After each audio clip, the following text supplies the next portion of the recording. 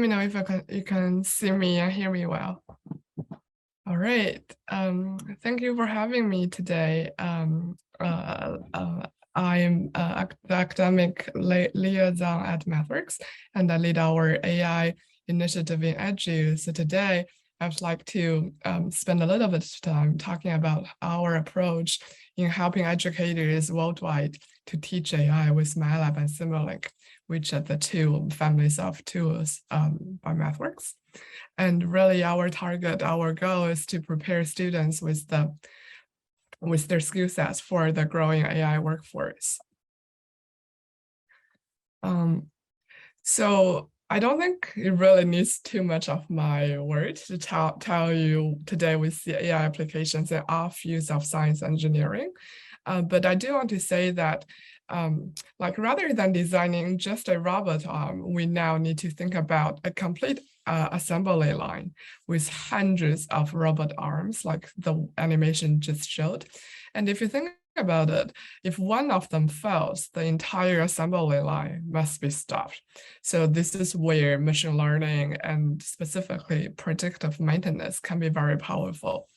And also think about how doctors and biomedical engineers use they do tumor detection, do biomedical imaging analysis to find tumor tissue when doing medical imaging. And imagine doing this like hundreds of times, thousands of times. And it's really deep learning the core of AI that enables this in the backend. And deep learning helps us to classify complex images and do that in a scalable way. And even in fields like civil engineering, this is a tunnel, the Ted Williams Tunnel in Boston, where I'm based. This is when civil engineers are trying to dig a tunnel in a more through the Boston Harbor. And they also rely heavily on analysis and deep learning classification of images taken of the rocks while doing performation. So it's really, again, I think we can say with high level of confidence that across all engineering and science fields, we now see AI applications. And just a screenshot of something I searched in Google the other day. So now, I mean, it's everywhere. So in finance, in biomedical engineering, in robotics. And I will just quote something from from an elementary school teacher, where she says, I don't want AI to be a topic. It's not a separate thing. It needs to be integrated into every discipline. So that brings me to the core of my talk today.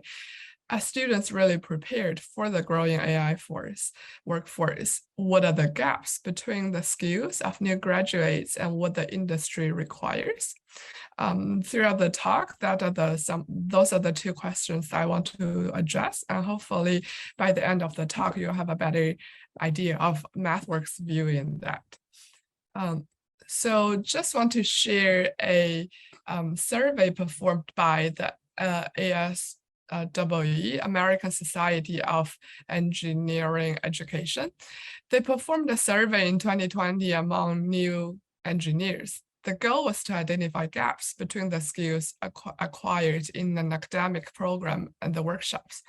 And the report has different sectors, which includes technical skills. So if we take a closer look at AI, artificial intelligence, we see that over 75%, over 3/4 of the engineers replied that they had very little preparation or no preparation at all in this area. And as I mentioned earlier, now that AI is everywhere, we really want to train our students, train the next generation of engineers and scientists to be bilingual, learning both their domain knowledge as well as AI. And as educators, we need to find ways to quickly engage students with AI without having to scrape the current curriculum and start from scratch. So, and thinking about like the courses you teach, the courses you take, chances are you already have some AI or some sort of foundation of AI incorporated in the curriculum. So it's not really feasible, not really efficient to revamp the entire curriculum. And even like adding a new course may not be possible. So let's think about how to do that, like how to really teach AI without like destroying the entire foundation, but also build the domain knowledge in there. So the very first thing I want to mention is that when I talk about AI, we are not thinking, and we should remind ourselves that AI is more than just building the models. Success with AI requires more than data and training AI model. And I would argue that we need to start with a workflow, meaning we need to have a good data preparation workflow, a reliable, robust AI model building algorithms and modeling. And when we take things into real world, we want to make sure it's well tested, validated before anything can ultimately get deployed into the field. To successfully apply AI, it's important to think about every step in this workflow. So let me just talk a little bit about each step of this, drilling down on each of these sectors. Each one of these have their own challenges, and as educators, as researchers, I think we need to find a way to address all of them. And now I'm gonna go into some of these in details. For data preparation and management, it actually turns out to be the most critical ingredient to success. For those of you who are professors, and for those of you who are PhD students and master students, and if you think about your daily job, and when I think about my PhD, I have to say, like, the majority of my time was spending on cleaning the data, and I think a lot of you can probably resonate with that. And today, like with machine learning, deep learning is even more challenging because data come from multiple sensors, and there are so much data that we can play with, and they come in multiple databases and file formats. So it can be really noisy and with different time intervals. So this data, like, they need to be prepared for the next stage. Like when we do that, it's very time consuming. So we need to find ways to properly and automate the pre-processing process. So things like labeling the data, it can be very time consuming and error prone, but it's very critical to do that to ensure our data is ready for AI modeling. And data labeling is required for any kind of supervised learning algorithms. And at MathWorks, we have all kinds of labeling apps to enable an automatic workflow for things like applications like semantic segmentation. And then once the data is clean, we need to move on to the second step in the workflow at the core. This is the one that probably gets the most attention, AI modeling. So when you think about AI, when you think about machine learning, deep learning, there are so many categories of algorithms that you can choose from. And in addition to that, there's also a variety of pre-built models developed by the broader community that you want to use. So again, depending on your background, you may not always start model building from scratch. So we want to enable our students to learn how to use the algorithms in addition to developing those. So you would like to enable students to have the ability to design a model, to build a model in an intuitive way, letting them know like the relationship between, for instance, in deep learning, you want to enable them to visually understand the relationship between the different layers, how information penetrates from one layer to the next. And also for classification tasks, for regression tasks, we want to enable students to explore like how different models perform on a single task. So we want to like provide them with a library, like like an army of models they can choose from. And finally, in the process of training, experiment managing is very important because there might be a lot of trial and error to be done. So all this are very critical to enable students to successfully perform, to explore different machine learning, deep learning algorithms. And finally, oftentimes engineers and scientists may not work in a single ecosystem. There might be some like different languages being used for the task. For instance, in the deep learning community, which is incredibly active, TensorFlow and PyTorch are among two of the dominant players in the field.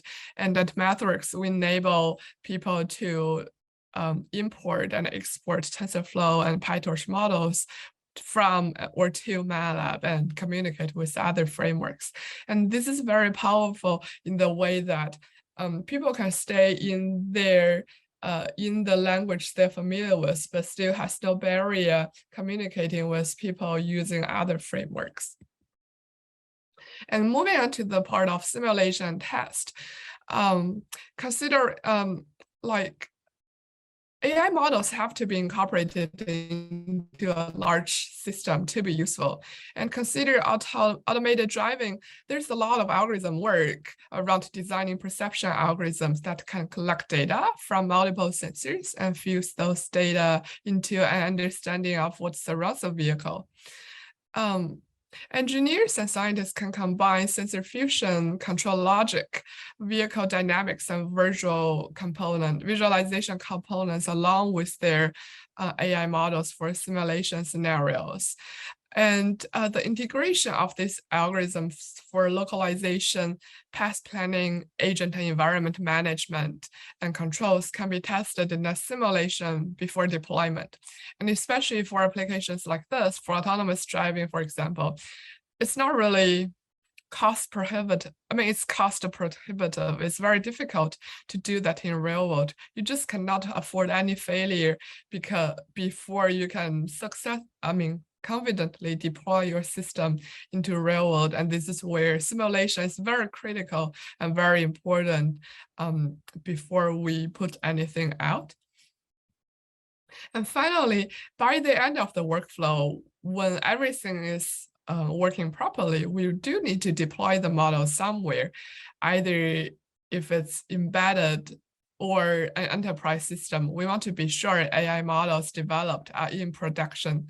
This is where automatic code generation can help people get products to market much faster by eliminating coding errors. And this is an enormous value driver for any organization to adopt it. And at Mathworks, we have a unique code generation framework that allows model developed in MATLAB or Simulink to be deployed anywhere without having to rewrite the original model like manually. So now that we covered the workflow, the process, how do we actually familiarize our students and engineers with these concepts? So I would argue that we need to take an AI plus X approach. What do I mean by that? So the idea is to plug AI into existing domain-specific courses. For example, we encourage educators to teach AI in the context of audio processing, signal processing, you name it. That's the domain X, so that things happen in context. We could do this by incorporating a few a few lectures on AI, where we cover domain-specific application in addition to the overview on the theory. And then to help us smoothly teach that, we can assign some pre-work in the form of existing tutorials, videos, or readings. And finally, the homework assignments should be related to this domain so that students, again, can understand AI in the context of their domain area. And there should be some guidance along the way from the domain experts, in this case, the professors who teach the course and the industry partners you work with. So I would like to give you an example where this is actually happening in the field. So Dr. O.J. Marcus at the Florida Atlantic University, he used his image processing course to introduce his students to deep learning techniques. He did so by covering techniques like image denoising, and semantic image segmentation in a few lectures using interactive documents, in this case, MATLAB live scripts. And he also assigns self-paced courses like the deep learning on-ramp to students so that they can learn at their own pace, like to get themselves familiar with the deep learning concepts. And then at the end of the semester, the students work on a term project. So like semantic segmentation or improving image resolution based on the techniques they learn from the course. The course material was developed in collaboration with MathWorks, and it's available to download from this GitHub repository down below. And at MathWorks, there's an entire education team that we work closely with academic institutions around the world, supporting a lot of educators doing things that I just showed you earlier, what Dr. Marcus was doing for his course. So just to give you a few more ideas on how to do this. We think it's really important to cover three important aspects in terms of course material being available to students and self-paced learning available to students, as well as project ideas for professors to have in hand, for students to get their feet wet in the real world, to know how AI is really related to the domain they choose to be in. So for course material, if you think about it, when we search for course material, we generally get started by using books to see how other professors are teaching their topics that we want to cover. And there are many books published about AI in different areas. And as we teach these concepts, we may want to also give our students a way to interact with the material beyond pen and paper, beyond books. This is where we can accomplish things by interactive documents. So for example, we can use things called the Live Script, which is an interactive notebook environment that enables professors to incorporate code and document and text in a single environment, where the students can understand the concept and see how the concepts turn into code in a single environment. So this can be very powerful because it talks about both the theory and the implementation of the theory in a single place. So students can really resonate with the concept and doesn't have to run back and forth between the books and the programming assignments. And then as students working on the material, it's also very important that they get feedback about the progress.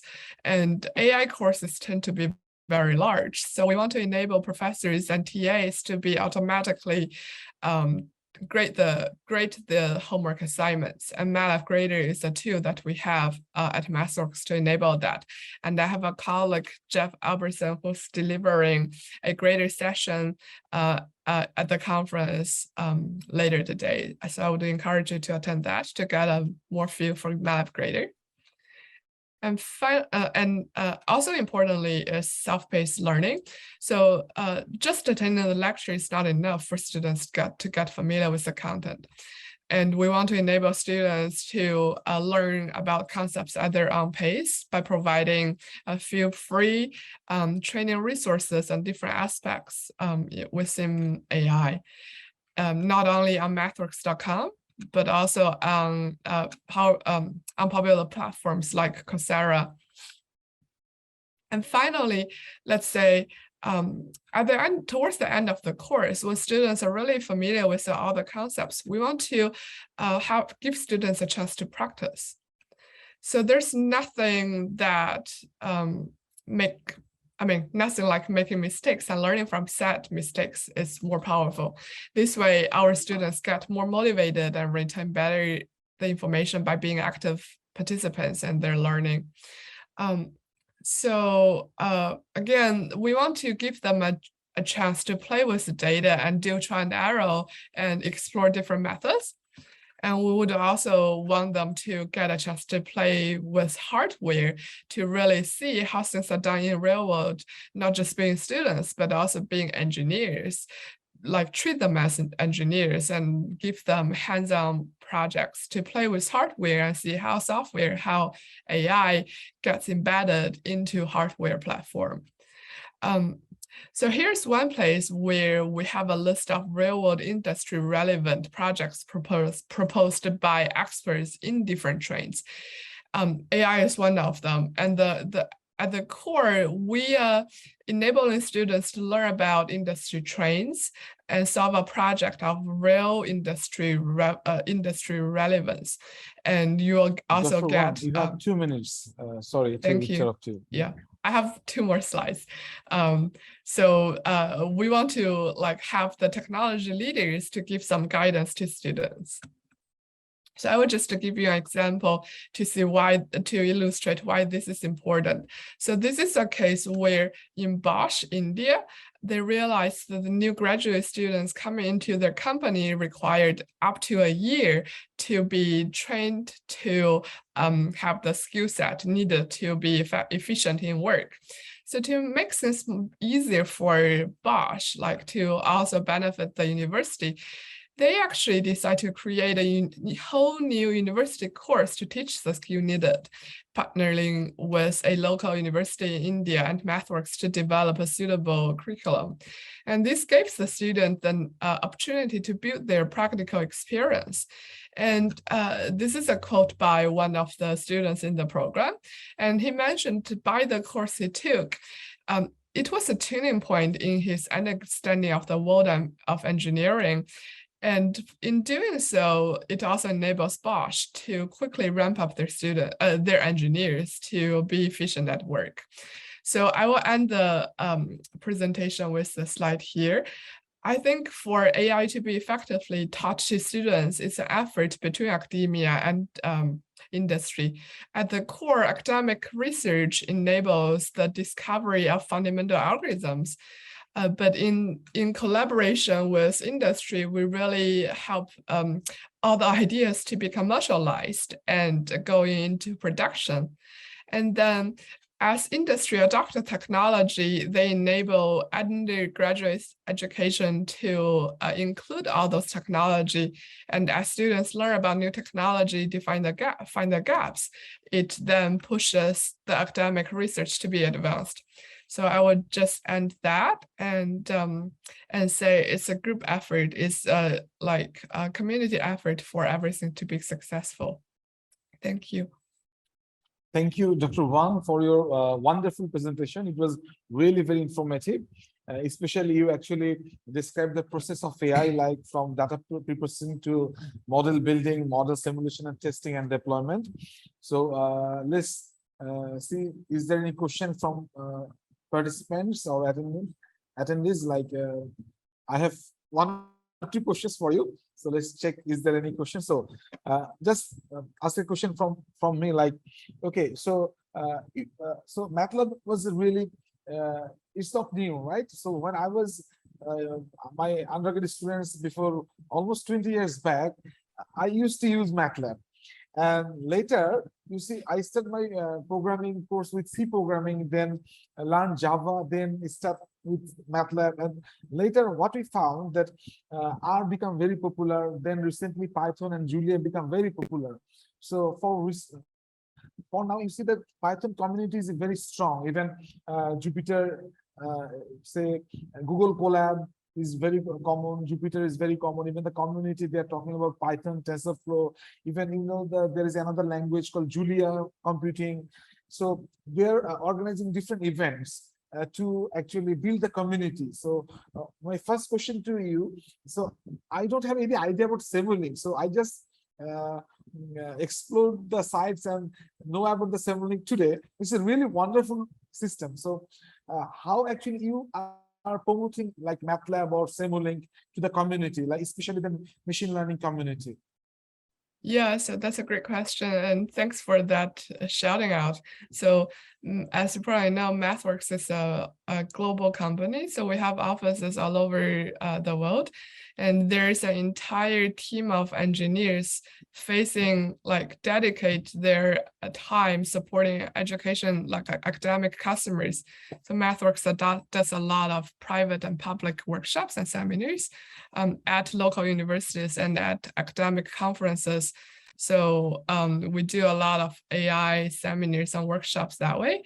And also like with those groups of customer facing engineers dedicated for academia, there were a lot of conversations with academics on a daily basis. So if you haven't attended one of those, it's us not doing our job properly. So we'll try to do a better job promoting the events that we do every day. So if you go to mathworks.com and go to events, I think it's almost guaranteed that there's some AI event every day, anywhere. And with everything still being mostly virtual or hybrid these days, a lot of those are on demand, like webinars or live.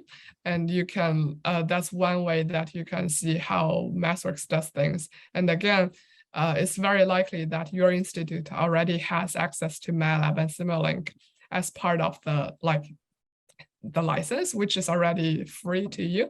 So that's another thing that I would recommend exploring just to check what event is offered on your campus. Okay, so let's check, is there any questions from participants? I think no.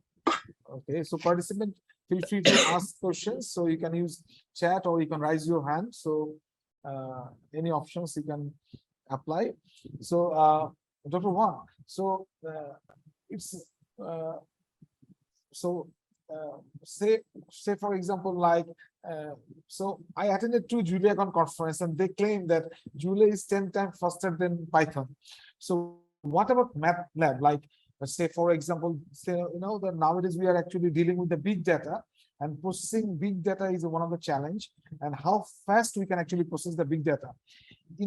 So it's like a technical question, so if we compare MATLAB with Python or TensorFlow or Julia, then what about the speed, about the, say for example, the processing complex algorithm? Do you have any statistics or any say, do you get my question? Like, so how can we performance, right?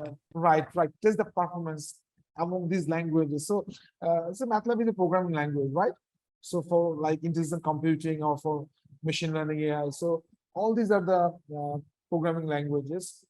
And so do you have any statistics or yeah, so I don't know how to share that with a group, but we do publish benchmark performance data on the website and in the events that we do. So I think it really depends, right? I think it's fair to say that no single programming language outperforms other languages in every aspect. And as I mentioned earlier, I think when we talk about AI, it's really important to talk about the workflow. I think, to be honest, MATLAB as a high-level programming language will never have the level of efficiency as, for instance, C or C++. It will never be there, and I can say the same with Julia. But remember, that's not a single factor here, right? Right. You also need to think about how, when your code goes from development, from algorithm to production, you need to think about the efficiency there, how fast it is on the production environment, or how fast your code can enable you to label data. Right. And I think we really differentiate there. excuse me, as I mentioned earlier, like code generation let you automatically translate your algorithm to C code or Java or what. Right. And I think that really helps us shine. Okay. Yeah, Okay. so and Right. similarly with labeling. Right. I think I hope I get your answer. So I can see the Dr. V raised Yeah. the hand. So please ask your question to Dr. Wang. Hi, Dr. Wang. My question is, among 4 years of engineering graduation, which year is the suitable to implement this MATLAB? Sir, can you Which- repeat your question? Among 4 years of engineering graduation, which year is the suitable to implement this MATLAB, any experiments?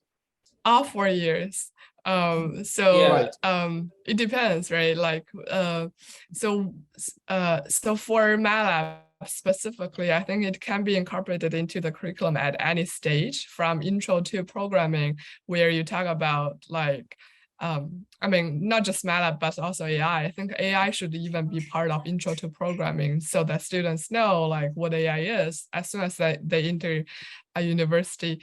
And as they penetrate into second year, third year, when they start talking about learning about things that's specific to their domain, this is where you can tie this is what I mentioned earlier, AI plus X. So they can see how AI, how machine learning, deep learning is used in the context of their domain. And as a company, we really focus on the verticals, like the X, the different applications. So we are not short of documentation examples or what on the website. And then in the final year, when they get ready for graduate school or job market, they need to do capstone projects. And this is what I mentioned earlier in that Bosch example and earlier, where students would get connected with industry by trying out those real world industry examples. So that's that. Sorry, And Dr. then Wang, I'm yeah. again interrupting you. We are running out of time. I think Sure. we have your our Thank answer. you. So right. Thank you, Dr. Wang. Right. Thank No you problem. thank you for wonderful presentation. So wish you all the best. So let's move to the next speaker. So the next topic is pragmatic approach to artificial intelligence and machine learning. I apologize that Dr. V, I cannot pronounce your name, so I'll just Yeah, call no, you thank Dr. you. V. No, Okay. thank you enough for So that. let's say very few words about Dr. V. He's now associate professor in the Department of Mathematics in Lord's Institute of Engineering and Technology, Hyderabad. He is also he holds a PhD in from is it Jawaharlal Nehru Technology University? Yeah, right? yeah, Hyderabad. yeah. In 2019. Yes. He published about 16 research papers and about 17 years of teaching experience. That's really great. So Thank the you. floor is to you, Dr. V. Thank So you. please start your presentation. Thank you. Thank you, Mr. Farid. Shall I start? Yes, please.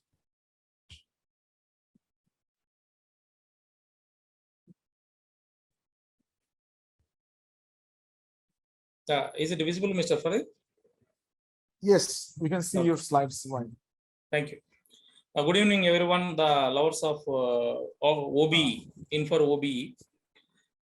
My topic is pragmatic approach. Yeah. Just a minute. We cannot see your slide. Can you share it again? So I can see Sure. your slides, but now, right, Is it okay? right. It is fine, right? Make it full screen. Now, okay. Make it full screen. Yeah, I made it full screen only. Now we cannot see your slide. I think something Wait. is Wait a minute. wrong I'll with share it. it. So Yeah, it was stopped. Wait a minute. I'll share.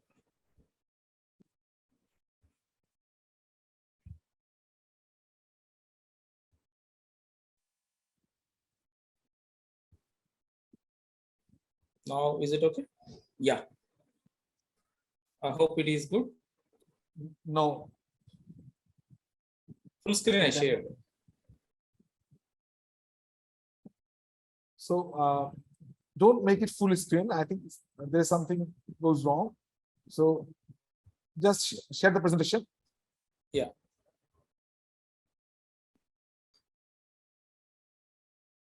please close the screen sharing. So close the screen sharing first, and then you share the slide again.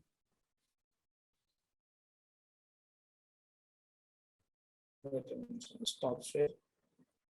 Stop sharing your screen Yeah. and then Share screen. share it again.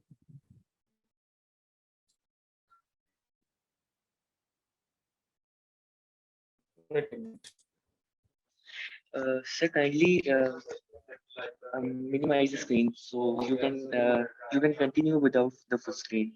Right. So we are right. having an issue. So, Dr. V, are you Yeah, with us? coming to that. Yeah, Right. yeah, I'm with you. I'm with you.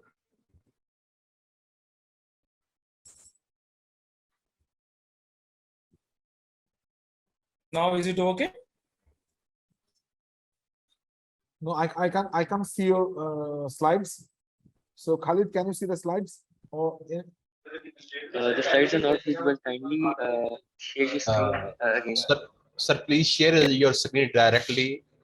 Yeah, I shared my screen directly, sir. Let's just hope you got it.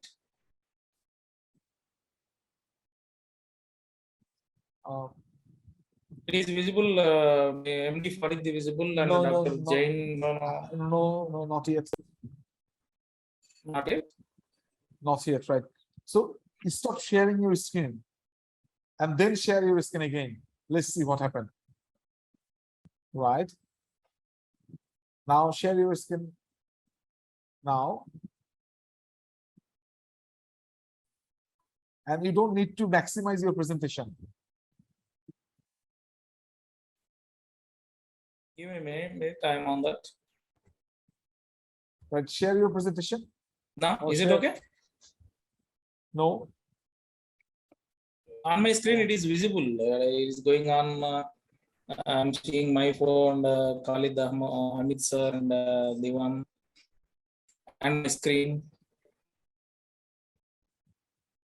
Khalid, can you please help us? Sir, kindly share your screen again. You can see the screen of Dr. V. Yeah, I'm seeing my screen. Dr. V, can you please share your screen?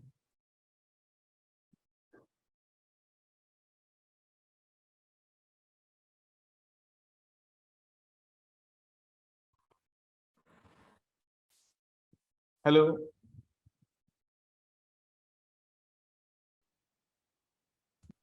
Hello, Dr. V. Are you listening Yeah, to yeah. us? Yeah, I'm listening. Is it okay on my screen? Hello? No, we cannot see your screen. No. No, what I am telling, it is visible for me, your photos on my screen. Yes, your photos on the screen, right? Yeah. Yeah. But share the slides. I shared. I'm seeing the participants, 6 participants. Yes. And We can also Diwan see MD your, for right. yeah, my my photo, my right. video Now also share the coming. presentation. Share the Yeah, presentation. I shared my presentation. Can Sir, you see have you your shared the presentation? screen?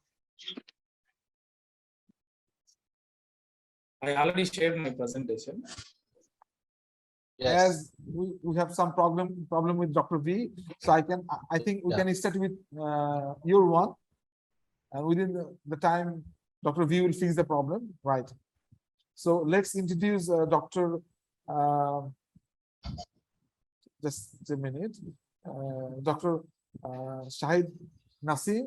So Yes, sir. he has a PhD in computer science and engineering from National College of Business Administration and Economics, Lahore, Pakistan. So his area of expertise is information security in neuroscience using artificial general intelligence. So his research interest includes artificial neural network, artificial intelligence algorithms, behavioral science, cognitive psychology and science, right? Yes, sir. Okay. Right. So, Dr. Shahid, please start your presentation and wish you all the best. Thank you, sir. Sir, first of all, I am not feeling well, so instead I will try my best to present my slides. Are you seeing my slides? Yes, we can see your Okay. slides. You can make Okay. it full screen if it is possible. Okay. Okay. Yes. And you have 15 minutes of, in total, 15 minutes time to finish your Okay. presentation. Okay. Okay. Right. Okay. Thank you. Okay. Okay. Okay. My presentation topic is student performance prediction system. In this system, I have used two techniques. First one is federated learning, and second one is some machine learning techniques using especially TensorFlow. So first, I discuss my agenda: student performance attributes used for performance prediction, role of IT in education system, role of federated learning, and evaluation matrices used. At the end, I discussed what the function of TensorFlow techniques in for this purpose. First on how for why we use the how we analyze the performance or predict the performance. Student performance is a success factor in higher education institutions, for example, universities, colleges. The excellent record of academic achievements raise the institution's ranking as one of the criteria for higher quality universities all over countries, especially in Pakistan. From the student perspective, sustaining good academic performance will increase chances of getting good jobs in the market, especially IT jobs.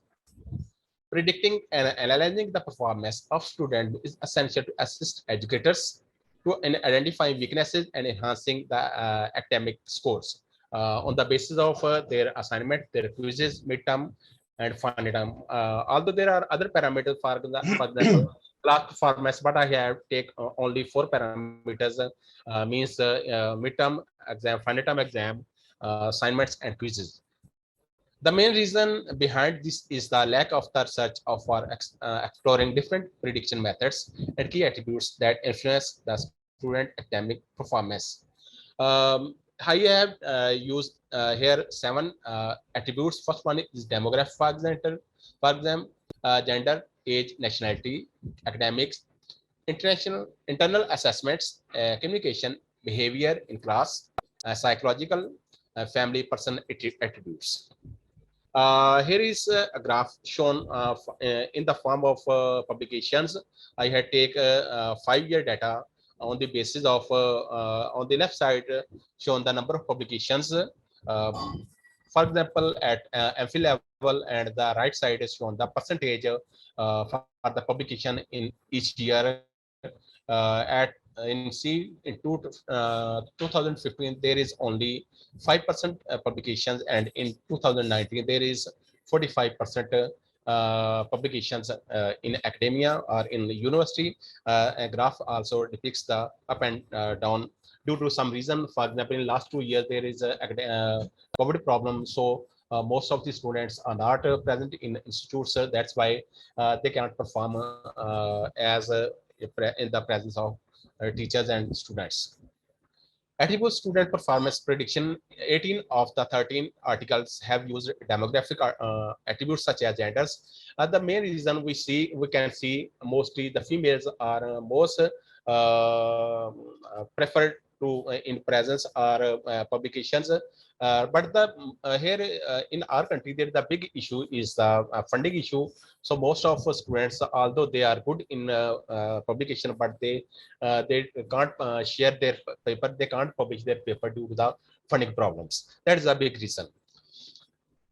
Next, I discuss the role of IT in the education system. Although there are many techniques already used in education for assessment of the student, for example, artificial intelligence, for example, data mining, so and so.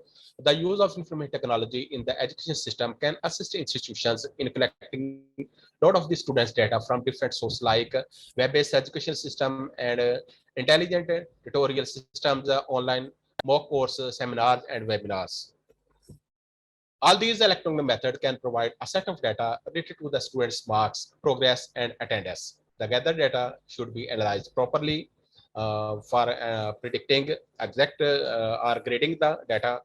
The revolution of information technology offers assessments tools to observe the academic achievements of the students in a very effective manner.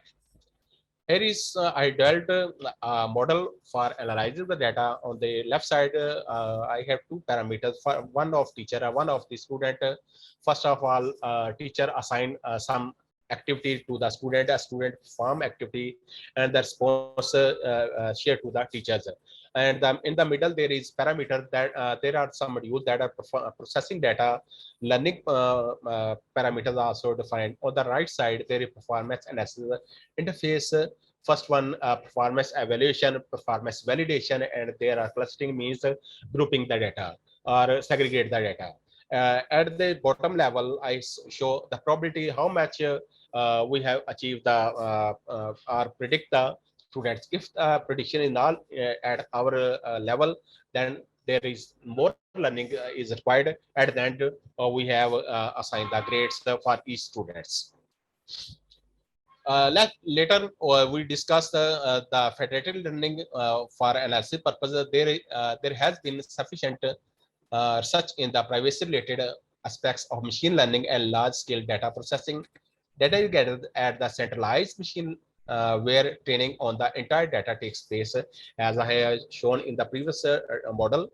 This has led to a major problem of not only scalability, but also preserving the anonymity and privacy of the sensitive user data.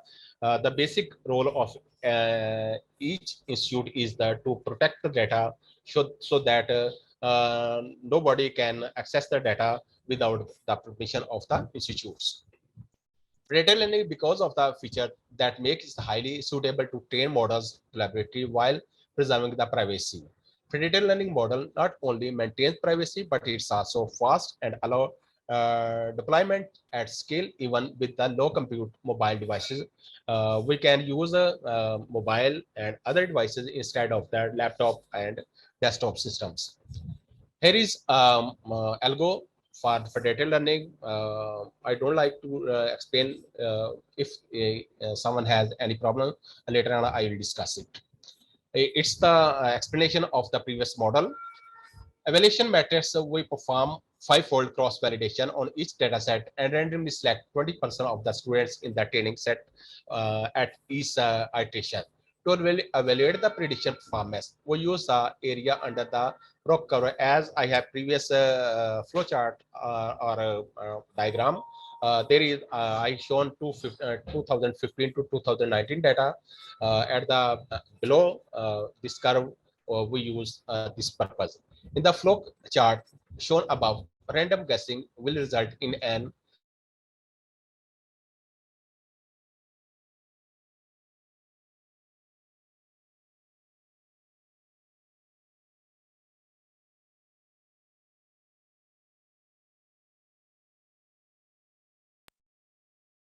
Hello, Dr. Shahid. Are you with us? We cannot hear you.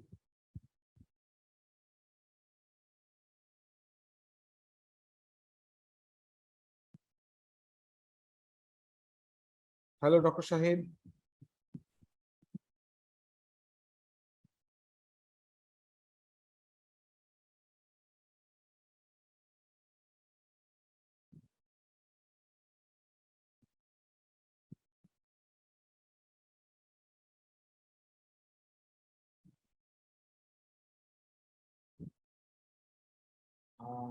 I think we have some issues with Dr. Shahid.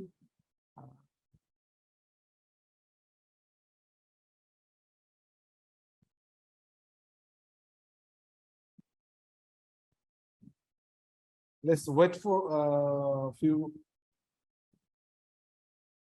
minutes.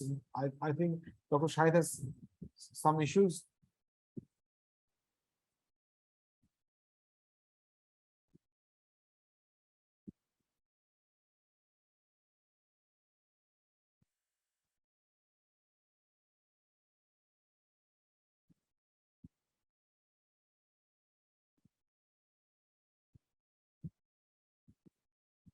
Hello, Khalid, are you listening to me? Yes, Khalid, can you please check with Dr. Shahid that where's the problem from his end?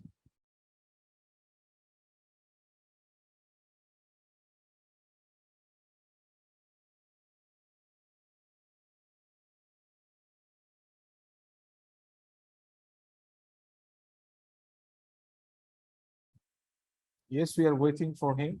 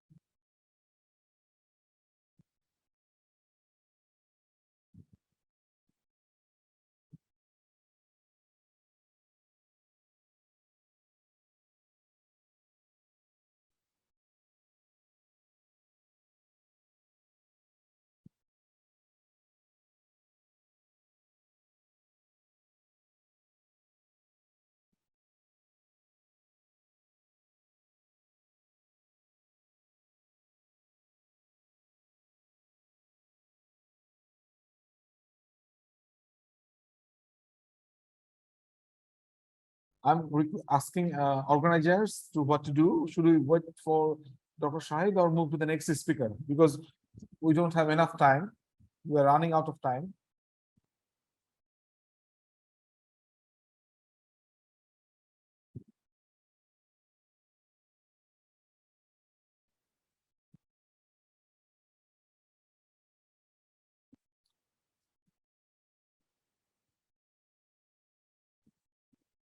Okay, so I think we can move to the next speaker. So let's start with Ken. So All right. Ken, are you with us? I'm really sorry for this technical difficulties by Dr. It happens. Shahid. Right, it happens, right? Nothing, maybe, I don't know what happened with him. So we can go with you. So it's really so nice to have with you us. So your title is leveling the playing field. How AI, sorry, is it like leveling the playing field? How AI will improve learning? So you are now with is it how to pronounce it? It's Sophos. It's Sophos, Sophos. right? Sophos AI, and mainly, so you are the chief product officer there, and mainly you work with AI with next generation natural language processing. So it's really wonderful that you work with different kinds of organizations, including United Nations, NASA. So it's really we are happy to have you. So I request you to please start your presentation, and all the best. Thank you. And can you see my screen? Yes, we can Okay, see your skin, and good. you are clear, loud and clear. Right. We have conquered that one at least. Let's see what we can do. All right. Welcome everyone. Glad that you're joining us today. I'm going to kick this off here. So I'm going to start off with a question, and just think about this for a minute. But is it unethical for me not to tell my employer that I've automated my job? And that's really the question of the century right now, as folks have been working from home, and robotic process automation and intelligent assistance. And the advent of AI and ML and cobots kick in. At what point do we run the risk or the benefit of the fact that we can automate our jobs, and that then frees us up for other things? So we are in a global economy and a global transformation where we're shifting from independence to interdependence. It used to be human to human. and now it's human to machine. And so part of the future of the educational process that we have is going to be to prepare students at whatever age that they are for a life where they're going to work on teams consisting of robots, cyborgs, cobots, and other humans all together. And a key focus may be actually automating our jobs so that we can work on different things. The more creative work, or work that we haven't established processes that can be automated yet. So this age of intelligent machines that we're in and that we're headed down the path for allows us to do this, to free up our time, our human time, for innovation and creativity. And that means that we let the machines do the mundane or the dangerous or the repetitive tasks that we really don't want to do anyway. Where this is really striking the educational system, though, is that it requires a mind shift.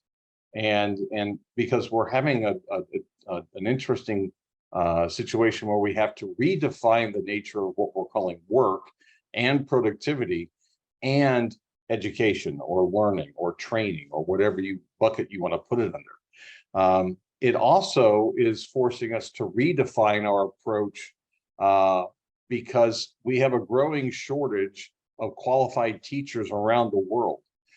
People are leaving the teaching profession for economic reasons, for societal reasons, for cultural reasons.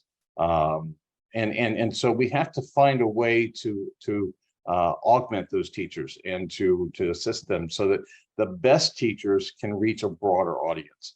At the end of the day, we're in a zero-sum game.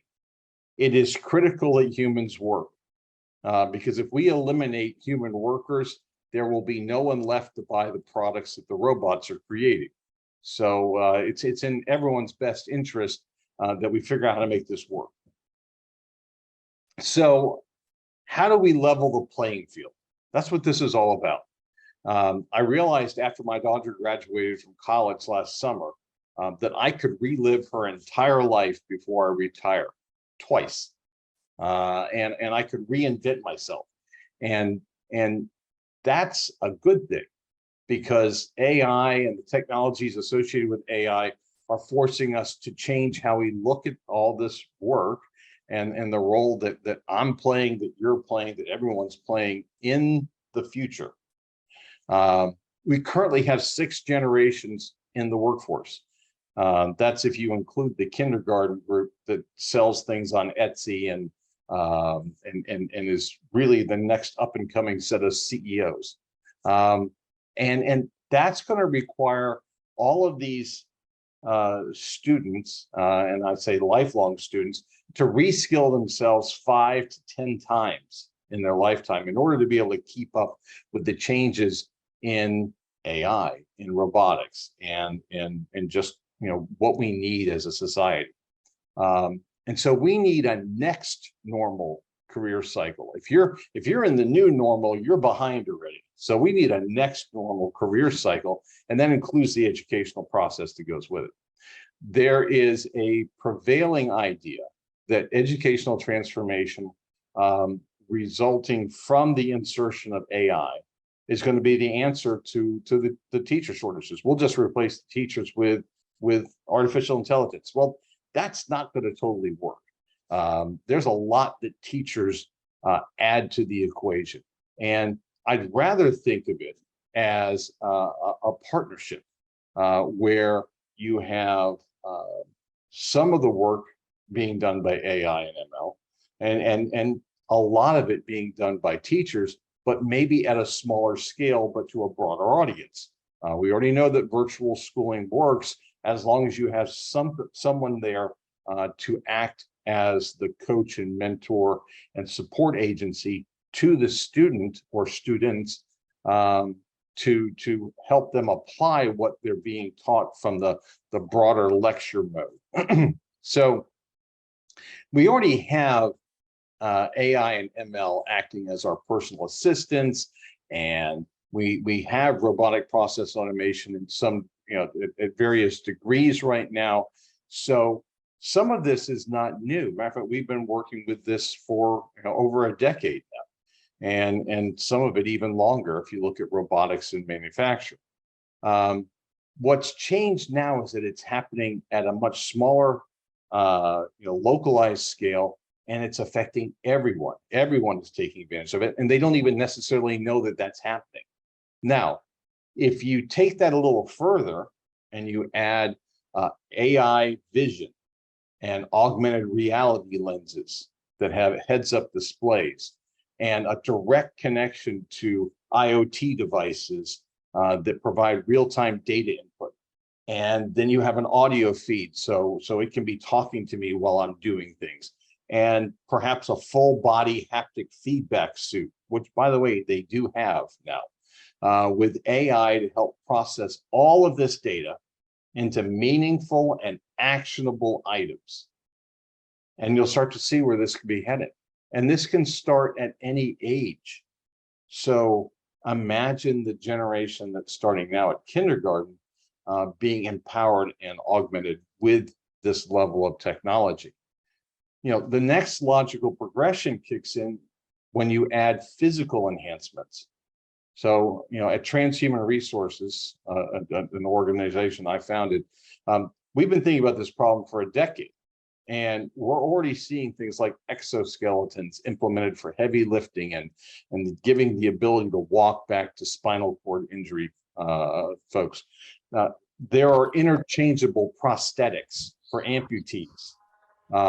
There are prosthetics being designed that approximate normal human limitations. Now, what happens when we start amplifying the abilities of folks that have these prosthetics, have these extra physical enhancements?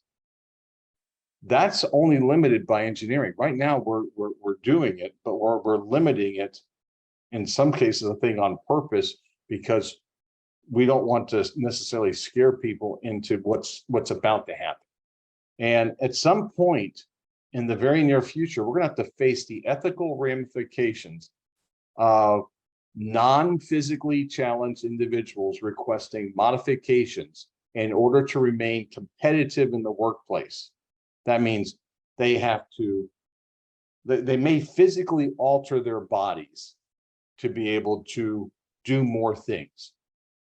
They may alter their minds or enhance their ability to do knowledge and information transfer.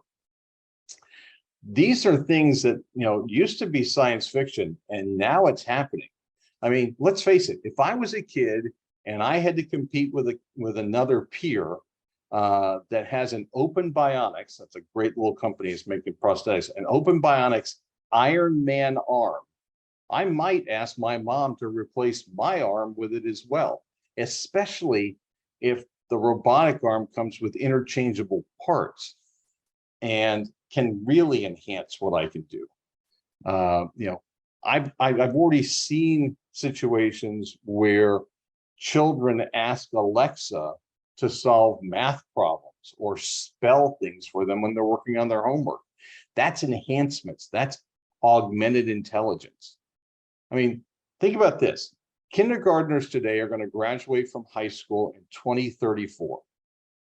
How many of you are cultivating talent today that will be prepared, that will help prepare your businesses for the next 12 years? What knowledge, skills, and behaviors are they even going to need? I mean, this is changing quarterly. You need them to be flexible, and the same goes for the systems that support them. A modular architecture, think Lego blocks for AI and ML, kind of like the components that Sophos, the company I'm with, we produce those components. And those allow companies and individuals to rapidly create low-code, no-code solutions to integrate AI and the power of AI into their applications. And that includes educational applications. So we need to change the traditional school model to focus more on performance-based skills that can be enhanced with AI knowledge. And That includes things like robotics and data science and agriculture and alternative energy and jobs that we don't even know are coming yet. So what are the challenges we have to face? Dr. Naseem and Dr. Wang all, have pointed to some of the challenges related to things like cost. Fortunately, with the advent of free global services like Starlink and low-cost devices like Alexa and some smartphones in the smartphone-based economies, that may help us get past that hurdle. Hopefully some philanthropic things will kick in as well. And then one of the core things we have to remember is that you still have to have a base level of student competency to be able to have the students talk to the devices and to be able to draw out the education, the learning that they need in order to progress. But it's more discovery based. And it's more Socratic. So Socratic learning is I ask a question and I get a question asked back to me.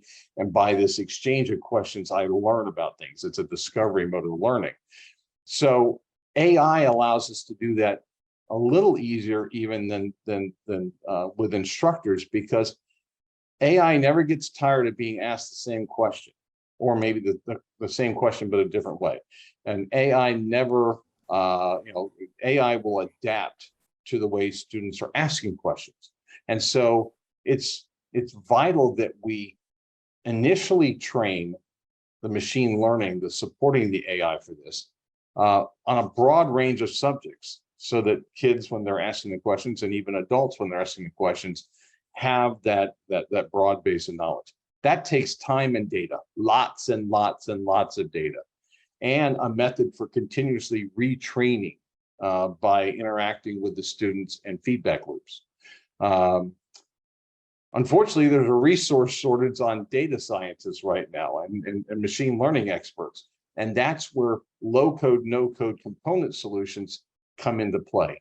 Because if you can get more people using the technology without having to totally understand what's on the underneath of it, and it's just a matter of using them as programming interfaces, that will increase the opportunity for innovation in this space, especially in education, because education tends to be the one that doesn't get the budget.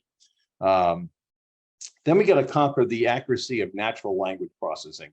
It's Sorry, Ken, really, you have 5 minutes. 5 minutes, good, okay. And so, we have to get past that and be able to understand what everyone's asking. Student privacy was just covered by Dr. Wang and Dr. Naseem, as far as making sure that everyone's data is protected. And then we need to conquer the fear of teachers feeling like they're being replaced. And so that's a different approach to marketing AI. Now, the benefits are great. Memorization is no longer going to be a requirement. Matter of fact, retention will come through repeated application. We got to stop insisting on people memorizing formulas and periodic tables, etc. You need to understand how to apply them, but memorization only limits those who do not have that innate talent. That's a leveling of the playing field that must happen. Individualized and adapted instruction. That's where AI can really help, because teachers can then use all the data that's coming in, and the AI can help assist the teacher in understanding how to target those students. It's scalable. You train one, you can make copy after copy after copy after copy. You can automate content creation, like assessments and assignments and videos and other resources using AI. Feedback and coaching can be continuous and observational by the AI. And then that only leads to competent, confident students at any stage of their learning career. So the next norm was not a question of, is the world changing, but rather, how long will it take for us to catch up with the changes that have already happened and that continue multiplying rapidly? In conclusion, to prepare for the future, we need to recognize by 2034, AI and ML will impact every industry, From engineering to farming to cooking to manufacturing, everyone will be impacted. Cobots will work side by side with humans. Physical and mental augmentation will change our understanding of what it means to be disabled and may lead to some being more than enabled. Education will be a component of the lifelong learning process consisting of discovery, application, training, practice, repeat. And AI promoted knowledge and information will be leveraged to support the execution of activities at the moment of need or for proactive training on demand. And in the future, there will be AI in team, so embrace it. Are there any questions? Okay, thank you, Ken, for your wonderful presentation. So let's see, is there any questions? Okay, so right, I can have one or two questions for you. Like, what do you think? Like, say for example, you know the revolution, the AI and machine learning. So presently, more than 200 companies, they are actually building humanoid robot and everything. So what do you think that every thing will be done by the robots instead of human? So next 20 or 30 years later, so the not many jobs will be gone, right? So the machines or robots will actually perform not many tasks for us. So what about the emotions? What about the love, empathy? Like, say for example, if we teach our students with robot, is it what do you think? Like, can you share the feelings? Can you insert our feelings to the robot? Yeah, so what do you think? I think it's an interesting topic because as human beings, we tend to anthropomorphize non-animate objects and machines. And one of the things they found is that, and there's a study, it's called New Breed, I'm trying to remember the name of the author, but what she found in her research was that if people were caught abusing a robotic dog or a robot in general, other people tended to have sympathy and empathy towards the robot and held that against the person who was abusing the robot. There are robotic cats and dogs and things like that they're working on right now, and little animals and people. And the relationship, one of the reasons why we do anthropomorphize robots right now, because we really don't need to. I mean, we could have things on tank treads running around, but we do the anthropomorphication because we want to relate to it.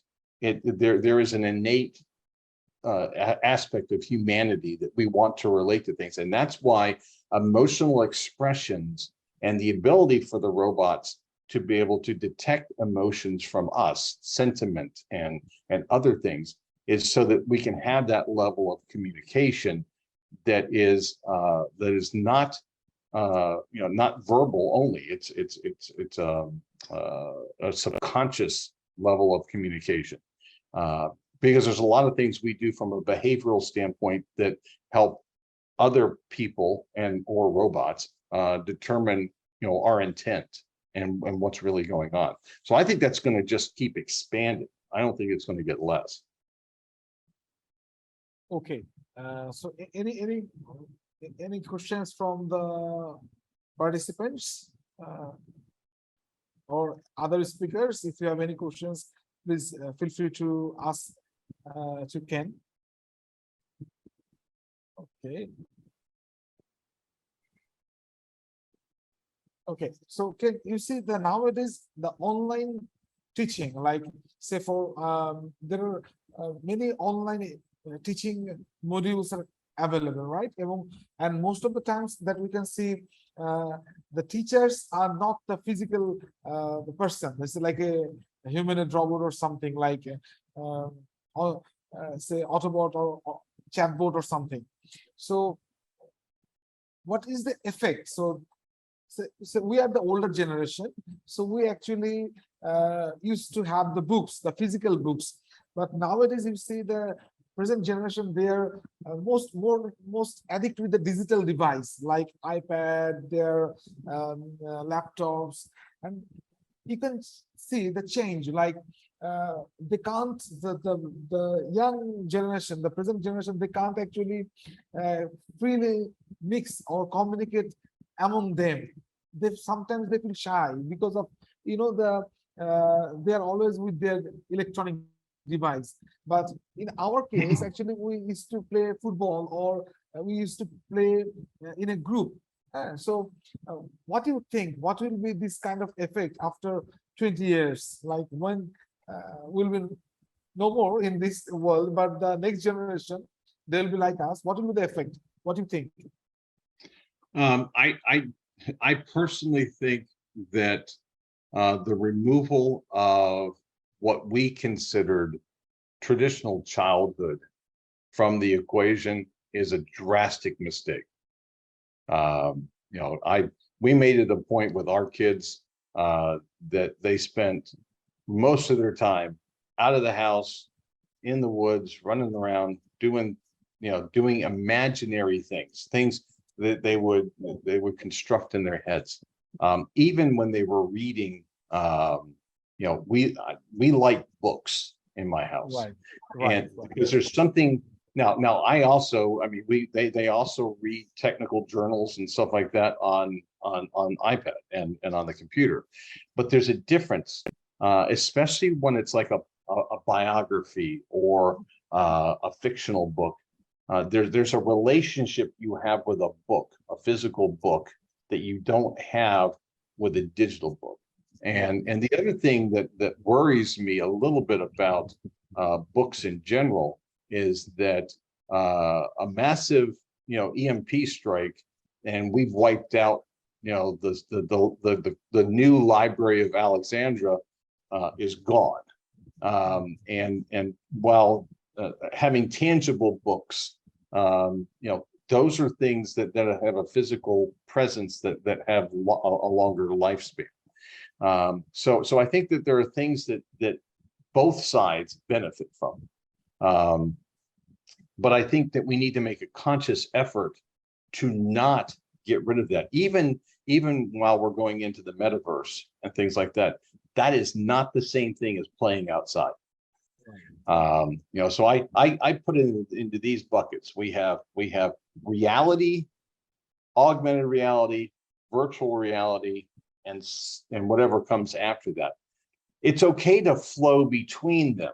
It's okay to go between, as you were doing various things, because there are advantages. You don't want to be practicing something like a nuclear power plant operation in the real world. You want to practice in the metaverse.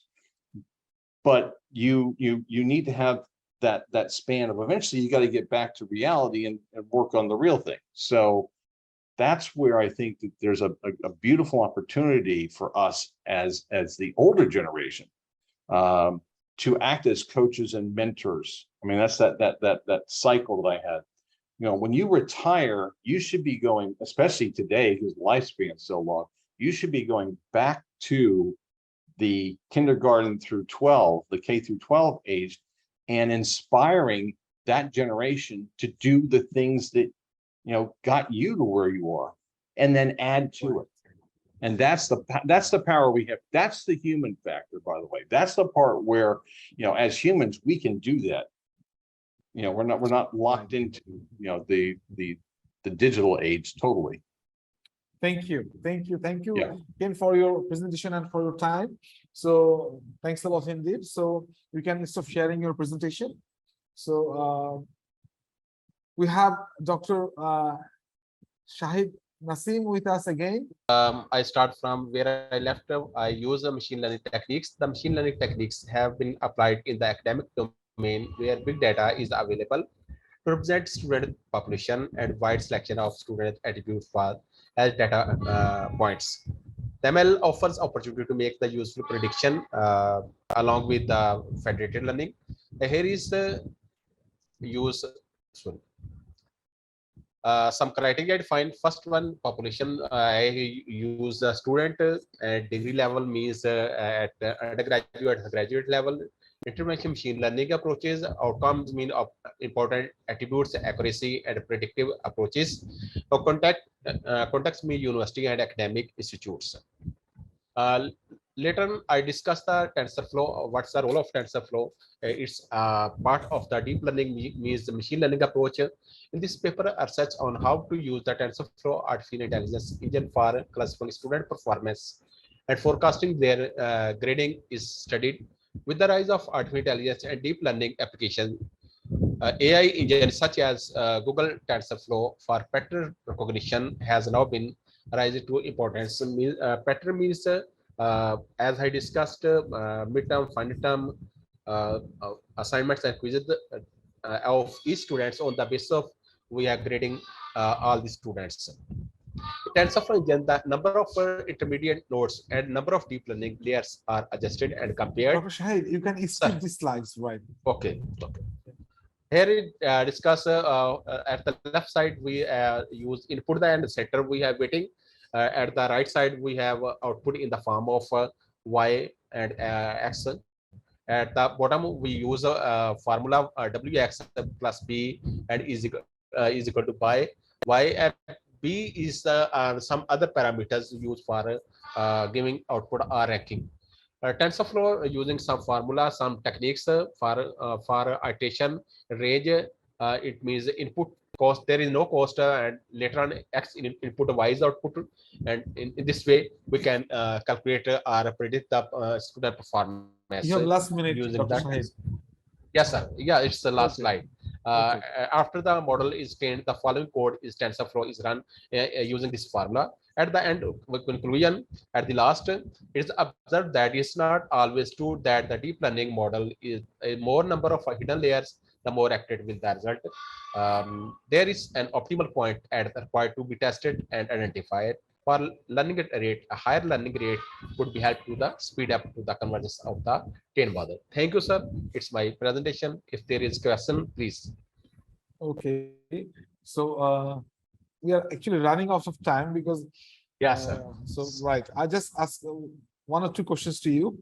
Sir. You know, the federated learning is a process, is a very new concept in machine learning, like not to train the model in a master node or in a single machine. So Yes. it's like training the model on the slave nodes, like the small devices, like mobile or any other small devices, right? Yes, sir. And not to share the data with the master node, like share some parameter values or the model with the master node, right? So, or central server. Yes. There's a basic Yes, concept sir. of Yes, federated sir. learning. So why actually you say you use deep learning, right? As you use TensorFlow, right? Yes, sir. So Right. in federated learning, as a base model, you use deep learning, right? Right. Right. So there are other algorithms like decision tree, Bayesian classifier, support vector machines, or say random forest. So what is the reason that you actually choose deep learning? Because to build a deep learning model is very complex, right? Yes, sir. Yes, sir. Basically, I defined an autonomous system. In the previous system, we are entering data manually, and here is we define an autonomous machine learning based system, so that it's defined or predict data more accurately, more authenticity. That's why No, we no. use federated. Sorry. No, it's fine. You use federated learning, but in the federated learning is a concept, right? So Yes, you sir. actually use deep learning in each small device, in each node or client device, right? Yeah, Not right. the server. So why deep learning? Why not other machine learning algorithms? But deep learning is too complex, right? Right. So what is your motivation to choose deep learning? Basically, my function is to use the TensorFlow. It's supported to the federated learning system to predict the more accurately, more authenticity. That's why I use the concept of the TensorFlow. Okay, As so I right. So you actually try to measure the performance, right? Students' Yes. performance. That right. means Right. So when you collect the data, so did you consider Uh, some other issues like Sir, uh, it's under process thesis of MPhil. I am supervising this thesis along with Okay. my student as defined in when I submit the abstract. That Okay. is Umar Farooq. That is my student working on this thesis, or I am Okay. supervising this thesis. It's under Okay. process now. Okay, no problem. Then thank you, Dr. Thank you, sir. Thank you. Sir. Shahid, for your Thank you, sir. presentation. Thank you, sir. Okay. Thank you, sir. So, Thank you. okay, you can stop sharing your screen. Yes, So, sir. Thank you, sir. Thank you. You're welcome. So, Okay. I think Dr. V is with us. Dr. V, are you available? Dr. V, Yeah, yes, I'm available. right. Due to that So, power issues, rainy season in Hyderabad, we got some problems. okay, no problem. Thank you So for inconvenience. no, it's okay. So can you share your screen? Yeah, and- please. Right. So just very briefly present your Yes, please. talk. Like we don't have enough time. We have to. We already run out of time. Right. It's fine. Okay. Is it visible, Mr. Farid? I no the same problem we have. Please don't maximize your slide.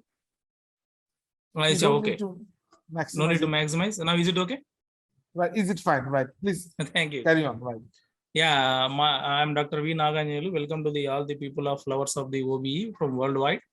My topic is pragmatic approaches to artificial intelligence and machine learning. So I am Lord's Institute of Engineering and Technology. Am I? Yes. You are loud Yeah. and clear. Please continue. No, thank you. Now I'm going to concentrate on these contents. What is the definition, early history, current status of AI, challenges for AI, future of AI, pros and cons, conclusion. And coming to this, what is AI? It is the studies of the computer system attempt to model and apply the intelligence of human being, simply replacement of the human being except the feelings.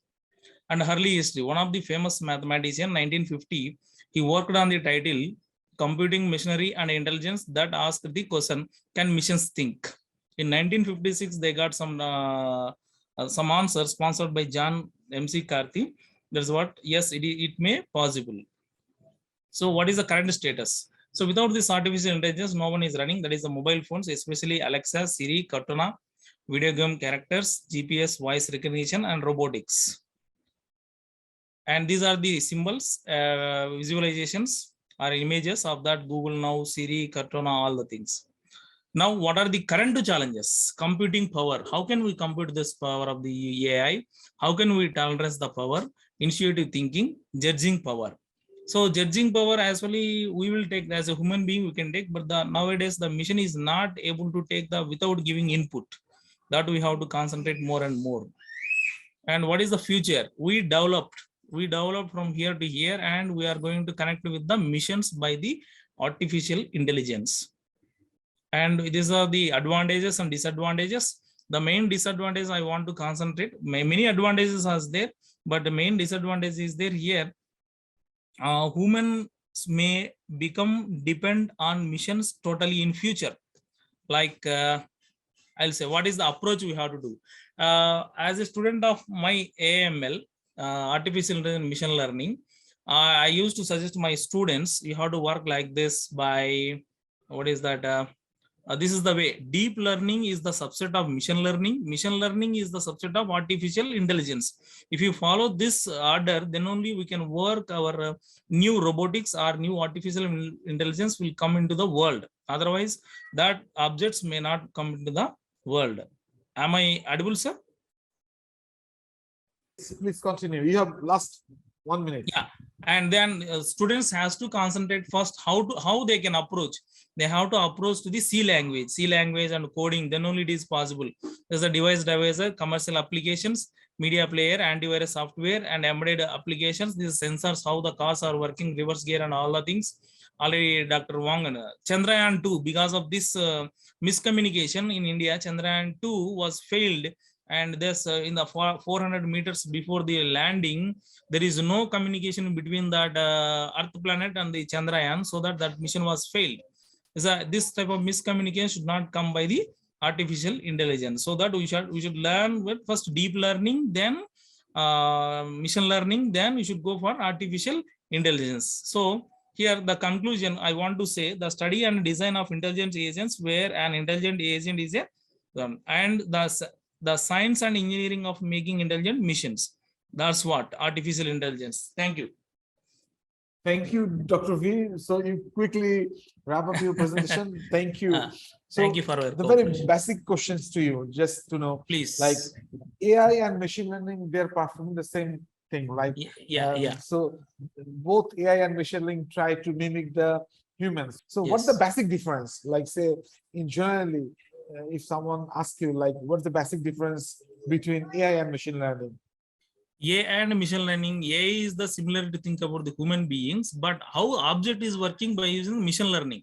Without machine learning, AI is not there. So first you should know, before that machine learning, you should know what is the deep learning of that. For example, switching any robot, how we are making the programming is that the machine learning, and how it is acting like a what is that doctor, like a chef in the hotel, like that. That is what we can say artificial intelligence. Any question, Okay, Mr. no, Farid? it's okay. So, so deep learning is one of the branch of machine learning, right? And deep learning is basically artificial neural network, right? Yeah. So, and the artificial neural network actually renamed as the deep learning in 2010. So, when a network, say, when we can call a artificial neural network as a deep neural network? First of all, we should understand that concept very deeply. So what is that output we are going to expect? Using that, we have to do the background of the work. Otherwise, we can just now to explain the Chandrayaan-2, how they failed 400 meters because of the sensors. They didn't learn properly very deeply, so that was not connected to the machine learning, that was not connected to artificial intelligence. Hope you understand, Mr. Farid. Okay, thank you, Dr. V. Thank you for your presentation. Thank you. Please stop sharing your screen. So, thanks all of you, all the 4 speakers. We have Dr. Wan, Dr. V, Dr. Shahid, and Ken with us. So actually, it was really nice to listen from all of you. So Dr. V, can you write? Thank you. Yeah. So, so it's really nice to listen from you guys, and it was really very informative session. So I hope all the participants will enjoy the session. So I'm Dawan Farid, currently working as a professor of computer science and engineering, Department of Computer Science and Engineering, United National University, Bangladesh. So I wish all of you all the best. So hopefully we'll have a chance to listen from you again and again. So thanks a lot indeed. So I think we are actually running out of time. It's a in here in local time is 7:05, so in the evening. So wish you all the best and hope to see you again, maybe in another forum or another conference. So anyone wants to say anything, like very shortly, within few seconds, like 30 seconds? Yeah, we are very happy from India. We learn many things from the different parts of the world. We are very happy. We are ready to cooperate with you in future to learn the OBE. Thanks to all. Thank you. Yep. So Thank you. Ken, right, thank you. So we can finish the session. So thank you everyone, and once again thanks for your presentation, and I would like to thank the organizers for inviting me as a chair.